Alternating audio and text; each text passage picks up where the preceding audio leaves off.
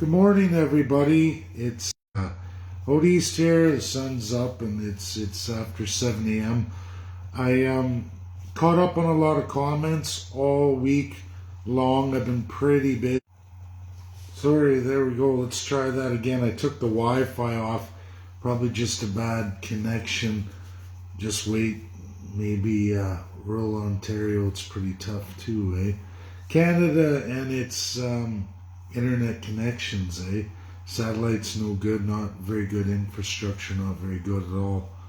But, well, don't know if people are on or not. I guess I can't see, but I'm sure it's working. This has happened before. But I want to do this economic analysis. I've got my phone device mounted on my laptop, and I want to go through frame by frame so I get it all right. I get everything of the content by the numbers as they're published this summer. So I see some people coming on, so that's good. We're going to answer important questions. Questions not answered in Canada falls under the privy of Crown here in Canada. And there were 3 Canadians, folks, 3 Canadians sworn to secrecy about the hotels. In fact, their whole reason for being in London during the Queen's trip, they were sworn to secrecy, meaning you, the Canadian citizens, were not to ever be told. Okay? There were 3 awards given in London to 3 special Canadians. And those 3, one of them stayed in the $6,000 a night hotel room. That's a fact. And we're never going to get an answer, and the Liberals can't tell you who that is. So I'm going to go into that. I'm going to go into economic analysis 2012 to 2022. What pivotally changed for Canada? What is our economic situation now and since 2012? How has that been different than any other time in Canada's history? We're going to go through that by the numbers. We're going to travel in time to the G20, the real WEF, and I'm going to give you that right now, exactly as it is. What is the real WEF? Not the World Economic Forum of Klaus Schwab, although he's a low-tier institution underneath the real World Economic Forum. And I'm going to prove all of that today to all of you publicly, probably for the first time ever, at least for Canada. I know this is really sequestered worldwide anyway, specifically with the G20, but we're going to go into it absolutely. We're going to get into King Charles, King Rex Charles, King of Kings. That's what the Latin Rex means. That's what he's designated his cipher, his royal insignia that he stamps. He is King of Kings Charles III. He's also the crafter of the Green New Deal. He's also the crafter of Agenda 2021, Sustainable Development Goals going into Agenda 2030 and 2050. He wrote it all. He wrote it all. In fact, as Prince Charles, his mother seen administered in the Commonwealth. And we're going to get into that, the change of specifically Canada, many nations in the world, and we're going to get into the G20, and why that's important, the real WEF. But to begin with, folks, I take you can all look up right now, I have it up on my screen. First slide is November of 2008, the Financial Post reports on then Prime Minister Stephen Harper. Okay, so this is before the signing of the Commonwealth Charter 2012. And I'm going to quote, these are Stephen Harper's words from his mouth. Okay? His government is committing to a debt to GDP ratio of 25% by 2021, 13 years ago. Now, more than 13 years, almost over 14 years ago. and encouraging others to follow suit with their own targets, despite earlier G20 pledges this year to favor growth-oriented policies over austerity. And what were those growth strategies? It was immigration. Folks, before I go any further, something you have to understand. The G20 is 20 nations of this world. They craft all economic forces going forward. Why is the G20 so important? Because they hold Russia, USA, China, UK, and France. 5P5, 5-member nations. One of the G20 is UK, a P5 veto-wielding power, one of the World War II victorious allies with tremendous powers in the world today. Each and every one of them has that. The difference is, when you look at the G20 nations, when you look at UK, they have four votes in the G20 locked down underneath the Commonwealth Charter, meaning they have 4 nations inside that Commonwealth, inside the G20, that must do and narrate whatever, and I repeat, whatever the Crown of UK wishes to see done. It's not just a 1 vote, it's an automatic 4 votes, literally 1/5 of the voting power of the G20. Canada does not have a voice in the G20. Now they did. This is the voice in 2008, but that's going to change. So this is the article of 2008.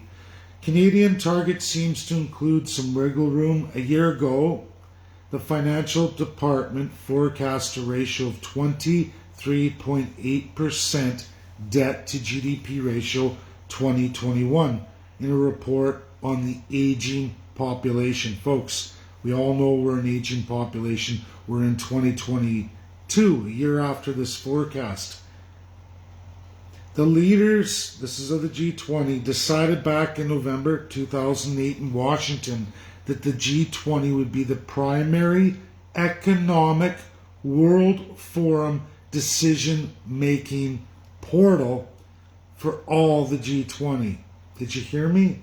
The primary world economic forum, where now King Charles Rex III, today, 2022, has 1/5 of the voting say of the economic strategies going forward in the G20. And why? Because at this time, I just read to you, Stephen Harper said, we must reduce, this was his speech at St. Petersburg, Russia, for the whole G20, before Prince Charles took over all of those votes of Commonwealth countries in the G20. Stephen Harper in Canada had their own voice then, this day, when they went to St. Petersburg, Russia, made this presentation how all the G20 had to reduce their debt to GDP ratio because of aging populations. Perfect economic sense. Problem is, folks, a year later, Stephen Harper would double down on debt to GDP ratio.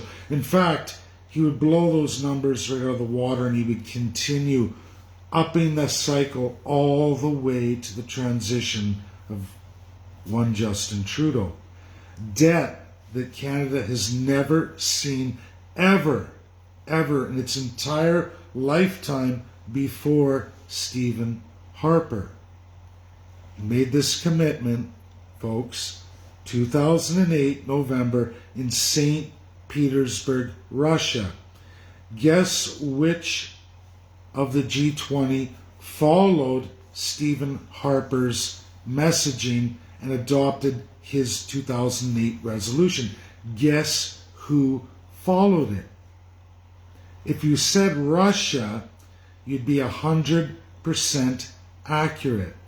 Since this forum in St. Petersburg, where all 20 of the G20 met, including Vladimir Putin, everybody agreed to it, and guess which country is the only country who followed these targets? Not only did they follow them, they shot past them. Folks, today Russia's debt to GDP ratio is 13.2% on an aging population.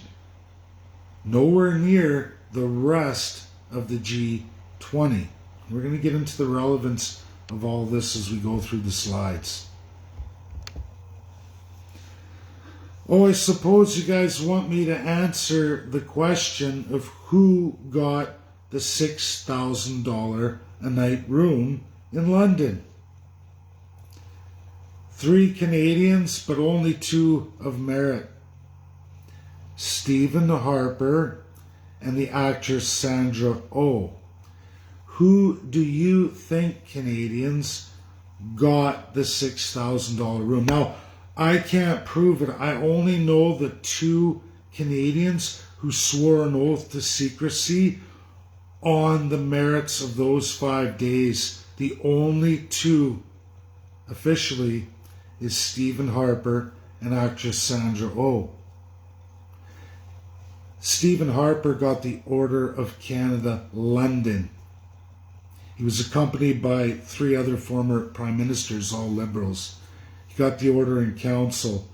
Justin Trudeau will never, in Parliament to the House, release that information because it's privy to the sworn prime ministers that were in attendance. And there's only one who received the Order of Canada in London, England. Who would that be? Stephen Harper. He's 90% confidence for me that it was him. Because again, folks, there's only 2 Canadians in that entire Queen Elizabeth funeral procession in all its days that were forced to swear an oath of secrecy. Prime Minister Stephen Harper and Sandra Oh. Stephen Harper received London's Royal Canadian Award, the highest order for Canada from the royal family, right there in London. It was Stephen Harper. 90% confidence. And no matter how many MPs in the House ask, the answer will never be answered because it's Crown customary law and it's not privy to you, the public, and it never will be. The sad reality is Pierre Poilievre is a Privy Council member sworn to the same secrecy, and he already knows who it is playing the game. Oh, and he also said, I swear to King Charles III. Almost immediately, King Charles Rex, King of Kings III. That was the first thing Pierre Poilievre did. Knowing full well that Justin Trudeau can't release that sworn secret in Crown customary law. A secret that Pierre Poilievre himself already knows the answer. Now, I may be mistaken, Canadians. Maybe it was the actress Sandra Oh. Maybe they put her in there, but I doubt it. And I doubt an Olympic athlete, which could be the 3rd, but no more than that. Those are the only 3. And the award, the highest award, was for Stephen Harper. So we're going to go through Russia's debt percentage of GDP. Just this June 2022, the lowest it's ever been, 13.8%. They blow all the other G20 countries out of the water. Apparently, they decided that they would move in a different direction against you, the people. And it's likely this is the start of the problem with Russia versus the rest of the G20 and why they're targeted today. So here I'm looking at the absolute chart of the debt to GDP ratio, which we watch just continually go down year after year after year after year after year until today, at least June of 2022. It's real numbers backed up by all world governments. Now we're going to get into Canada, the analysis from 2012 to 2022. What changed? Well, folks, Stephen Harper, I just went through what he said in St. Petersburg at the G20 meeting on how to fix Canada financially, promise he made, but he gave up. He gave up a year later. And within 3 short years, he quickly signed on against everything he had promised Canadians for the 3 years, and he signed on the Commonwealth Charter, giving up all power of our international decision-making back to the royal family. Why did he do it? He did it because Prince Charles, through his mother, then Queen Elizabeth II, a P5 wielding power, said to Stephen Harper, "You will sign that will of your nation, international relations-wise, to our crown. You will do it, and you will sign this charter, or we are not going to support your federal and provincial autocratic crown powers anymore. Ruled illegal since World War II." Stephen Harper, all the opposition said, no, no, no. We would never want to be a democratic republic. We would never want rules of governance, rules on how to govern, or any real accountability. We don't want people with enshrined rights, born with rights like the United States. We don't want people with real human rights. And we definitely don't want to see civil and human rights codified provincially. No, no, no. We want to keep them subjects and savages, because that way we can tax without any representation, none whatsoever at all. We can pass legislation democratically if the people are going with our narratives, or undemocratically if they don't. We can use the crown. No, we agree. We will give our international narrative and sovereignty back to you. Please, please don't tell the rest of the Allies and release us for their dismemberment and redesign. Stephen Harper sold his soul.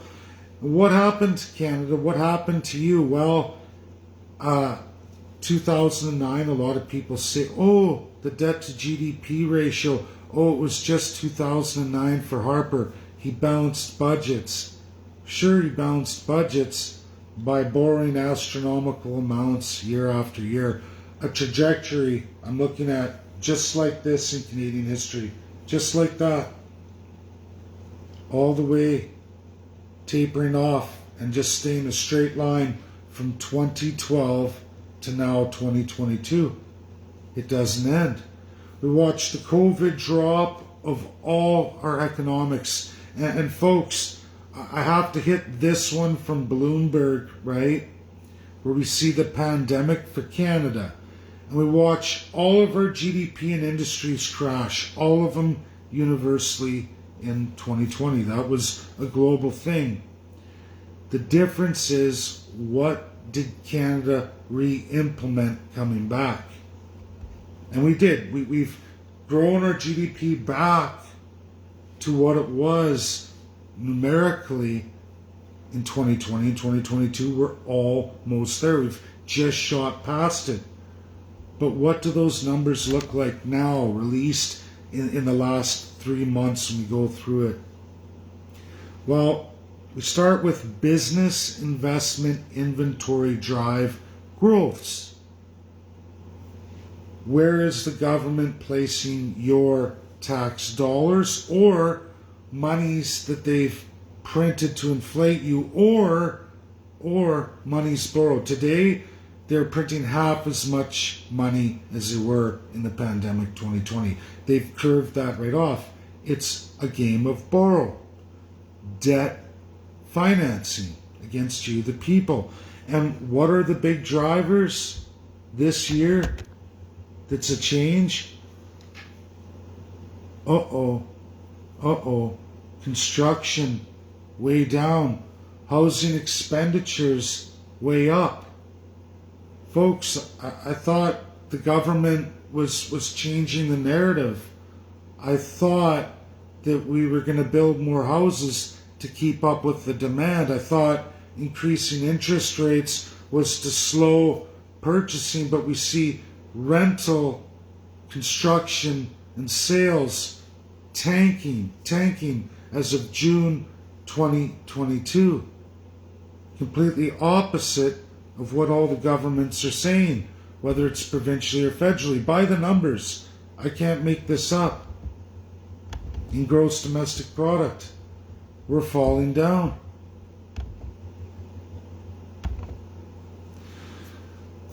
Are you ready? So our GDP grew, but what portions of our GDP have grown and which ones have failed? Well, no surprise, public sector increases. The gains we've gotten are in public sector. Why is that problematic, folks? Because if we tanked all industries and then we reintroduce a GDP and we're borrowing astronomical sums of money and printing money, and we have inflation through the roof, why would you expand public sector at a disproportionate rate to the primary sector? What does that mean? It means you can only print more money or borrow more money against the citizens, or eventually tax the living hell out of them, because these numbers are huge.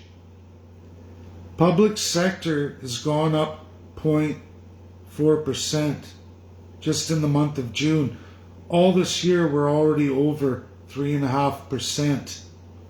Sound familiar? Isn't that the interest rate increases generating money for the government, bolstering more service sector, making you all pay more back in all your loans? Housing's not increasing. Education service sector up 0.7% just in June.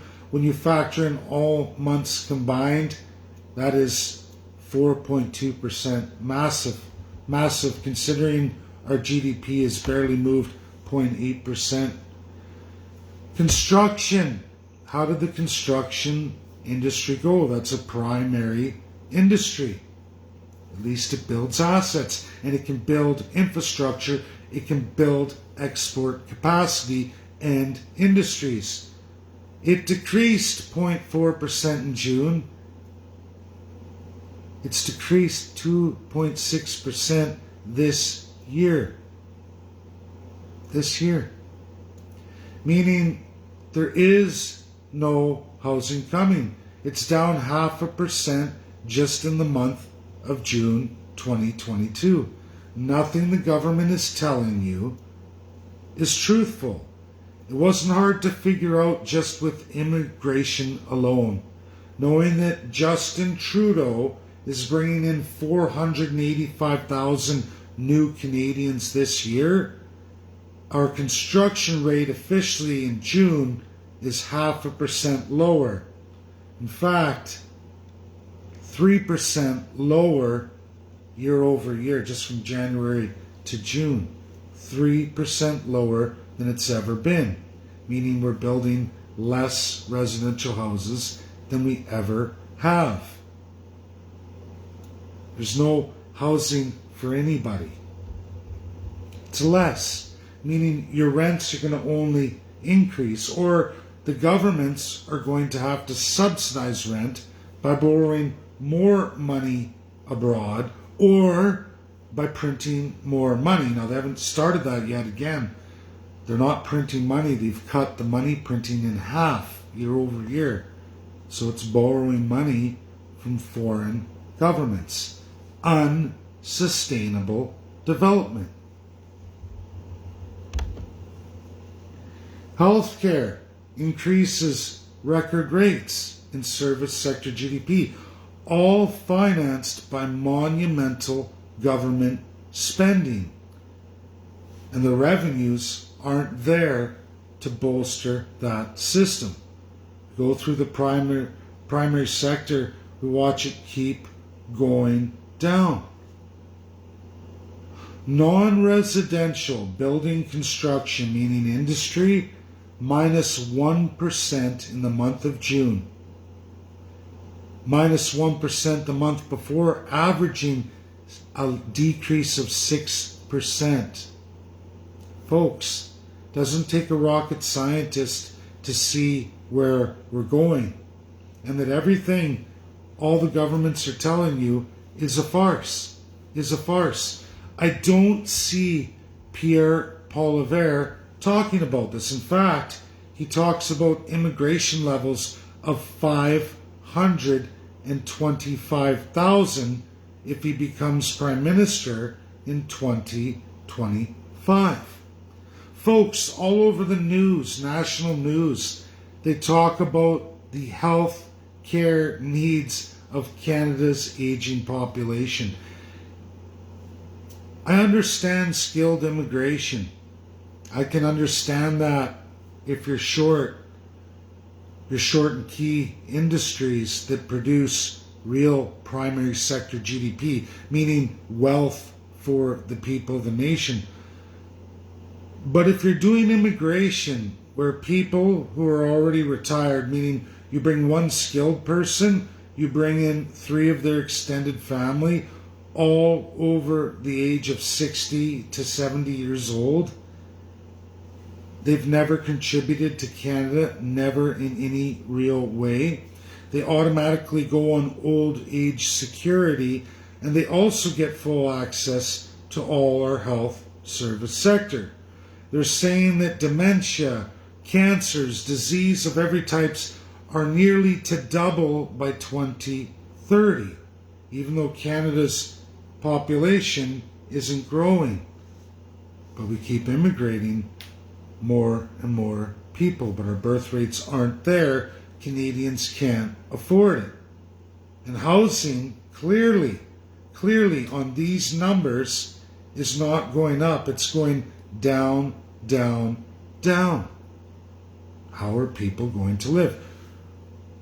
What is going to happen to us in taxes? Again, it doesn't take a rocket scientist by the numbers to figure out what is going to happen to this country by 2030. Agriculture, an industry they say rose by an astounding 1.5% in June. That's great, except for all the months prior to it are all negative. That's part of the harvest. June all the way to October. Canada. That's the harvest. We'll have great numbers. For what, 4 months? What do the other numbers look like? Well, folks, the record down in the toilet again, another year over year. Those major gains in GDP in service sector industries that you finance through your taxation, you finance through borrowing, or you print money. Either way, it devalues all of you. In agriculture, we went down. When you look year over year, after the pandemic, we've gone down. We did not increase anything, only the months of harvesting. That's it. 1/3 of the year. 1.5% increase in just those months. Not good. So the percentage change in GDP, our real GDP, this is post-pandemic. It's been endemic since January, and that's why it is so important to do this and to understand what's happening to you. Our biggest monumental gains in GDP, bar no others, is primary sector GDP. Almost everything else that generates any real wealth is negative or only slightly positive, in no way, shape, or form positive enough to ever yield any positive revenue stream, none whatsoever. This is the weakest Canada's ever been in its entire history since 1962. 1962. We're in the worst shape we've ever been in real primary sector GDP. We're being over-dominated by public services, highly debt-financed, or you choose to print money, or long-term strategy, you tax the living hell out of whomever's remaining to pay taxes, meaning people who work for a living. You are the lion's share of revenue in the country. To turn this around, you either, one, start financing primary sector GDP and cut service sector GDP, or you borrow money or print money. Those are the options. And so far, since Harper to Trudeau, that's exactly what we've been doing. There's been nothing traditionally physically conservative about anything the governments have done since 2012. Everything Harper said in 2008, he reversed in less than 6 months after St. Petersburg 2008. Why did he do that? How can an economics major, a graduate of higher education, specializing in that, reverse direction? Well, somebody got to Harper. Not hard to figure out. He just got the Award of Canada in London, England. Top order you can get in the Commonwealth. He likely stayed at a $6,000 a night hotel room. Only 3 sworn that whole trip. Only 3 sworn to secrecy. Go look it up. Order of Canada is one of them. Maybe it was Sandra Oh. I don't think she's that much of a celebrity to earn that. I don't think Olympic gold medalist would be sitting in a $6,000 a night room. It's Harper. He took the payoff a long time ago. He swore an oath to the crown, as they all have, every single one of them.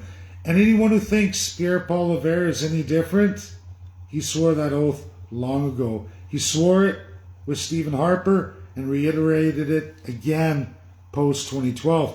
In fact, again, I'm going to say it again, when Charles ascended the throne, Pierre immediately swore to His Majesty Charles III, King of Kings, Charles Rex, King Charles Rex. Got to have the King of Kings, right?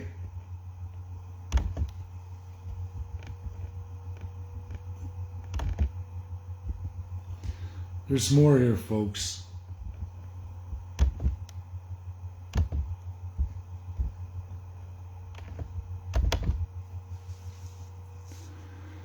So, mining oil and gas has remained unchanged. Unchanged. No expansions, no real production increases, none whatsoever. But again, it's the public services, food services, accommodation, which doesn't yield primary sector. There's others, which is government in secret of all of you. We don't even know what those are. We watch agriculture again, just a small uptick, a very small uptick. We watch utilities go down, meaning your energy and your exports go tremendously down while imports go up. Uh-oh, folks. Uh-oh. Importing more than ever, exporting less and less, because we're not manufacturing at any rate comparable to before 2020 in relation to our GDP. We've grown that GDP. We've also doubled down on debt to GDP ratio. Do you know that Harper, who lied his face off in 2008 in St. Petersburg to the whole world, to all Canadians, we watch his GDP to debt to GDP ratio go astronomical, record setting for all the way through the remainder of 2015, astronomical. But you know who doubled down on Harper? And, of course, every other Prime Minister in the history of Canada. Well, that'd be Justin Trudeau. He said, Harper, you might be able to double every Prime Minister before you, but I will keep that trajectory. I will double down on you. Canadians, you went from 31% debt to GDP ratio, 34% by the time Harper was done. Officially 34% debt to GDP ratio. Monumental expansion. Unbelievable. Unbelievable. All prime ministers before him. Well, now we're at 71%. Officially, as of June 22nd, 2022. Justin Trudeau has more than doubled down on Stephen Harper and every Prime Minister before him. He's successfully expanded service sector GDP at a ratio never seen in Canadian history, while crunching primary sector like no Prime Minister before him. They all did it, but not at the rate Justin Trudeau did. Meaning, the amount of money we must borrow or print or tax must be expanded, or we can't continue. It's as simple as that. That's the end of my video, folks. Learn the truth. Klaus Schwab, no doubt a piece of shit. WEF and Klaus Schwab and all these politicians saying, oh, we're leaving WEF. Really? What? The fourth tier down WEF? A basically marketer of the G20's World Economic Forum, run by largely King Rex Charles III. He has 1/5 of the official votes. Again, what is the G20? You've heard G7, you've heard all these terms. G20 is the World Economic Trajectory. The official G20 leaders, expressions of where economics are going to go for those countries. The real World Economic Forum. Charles has control of 20% of it because all of those leaders signed the Commonwealth Charter 2012, Stephen Harper. And of course, Trudeau wouldn't rescind it. He's just in love with the crown. In fact, he's exploited and doubled down in the opposite direction of what Harper told the entire world of G20 to do in 2008, or there would be dire economic consequences. But yet he folded up tent a year later and continued exactly in the opposite direction. Well, Vladimir Putin said, good idea, Stephen Harper. Very wise economics indeed.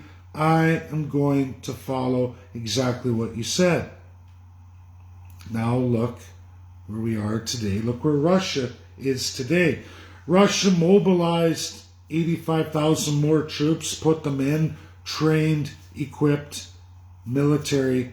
They have now 300,000 reservists finalized in training, getting ready to be mobilized. They just added 82,000 to their lines. They're already pushing back in key areas of Ukraine and the Ukraine advance. It's going to be game over. As Vladimir Putin said, to the last Ukrainian, if that's the will of NATO. That's what he said all along. It's their choice. These are the realities of Canada. And how we are in the country, in the world, in the state of affairs of nations. This was coming. UK and its control of our sovereignty given up by our politicians readily by Stephen Harper and then doubled down by Justin Trudeau is a sick, sad state of affairs indeed. Propaganda is the way of the media. They get everybody to look in all kinds of directions except for what's right in front of you. Read your Constitution in Canada. All the answers are there. This is my Saturday video. Share. Get it out there. It's important. God bless. Bye now.